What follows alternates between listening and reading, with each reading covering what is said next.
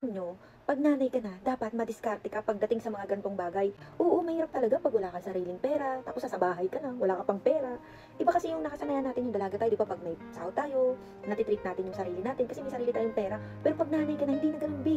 Yung pera na may makukuha mo sa asawa mo or mahihingi mo or iaabot sa'yo ng asawa mo, para na yun automatic sa bahay, sa mga anak, sa asawa mo, kakainin niyo, needs niyo. Wala na si self. Ako, ganyan din ako dati, be, nga lagi. Nga ako lagi, kaya sabi ko, wala akong pang-arte, ang arte-arte ko pa naman ngayon.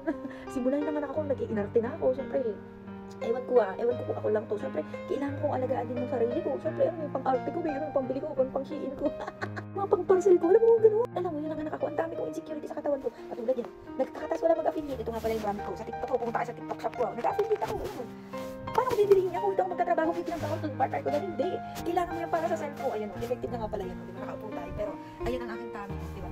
Base, dati sobrang laki yan. O, see, nakapagbenta pa ako ngayon sa and 3 baby na po yan, kaya yung chan ko talaga inaalagaan ko na ngayon na bumalik, di man totally bumalik, is gusto ko pa rin yung maging fit ako, ayoko yung, wala tayo nagbibingo sa kanto. Sinasabi ko lang dito, guys, may mga pang-arte tayo, may pambili tayo ng mga damit, mga gusto natin, mga artehan natin, syempre, ang daming bago ngayon, ang daming uso ngayon, paano, yung inggit, hindi, yung inggit mo maliit, hindi, malaki yan, tapos palaki the more na meron ka makikita ng mga kaibigan mo, ganito, mga kakilala mo, ganito, mga dami na nag-success, ikaw nandiyan ka pa rin sa bahay, nag-iinalaga, wala kang trabaho, pero gusto mong magtrabaho, na hindi siya yung sinasabi ko, kaya ikat mo yung era na yan na, pag nanay ka, mahirap, walang trabaho, hindi ka pwede makapag-work kasi yung mga anak, B, kami nahahandle namin to, alam mo yung video na to, gusto ko lang talaga iparating sa inyo na ako nahahandle ko to, time management lang pala yung kailangan, B, at saka mag-usap kayo ng partner mo, kasi iba pag may sariling pera, totoo yun, iba talaga pag may sariling pera, iba yung may pang-arte ka din, kasi pag may pera tayo, nasapat lang, para lang yun sa pamilya, pag may asawa ka na, no, hindi yan yung pera na para sa'yo lang, pag may asawa ka na, may anak ka na, yung pera, hindi na yan palaging para sa sarili mo lang yan, para na yan sa pamilya, B.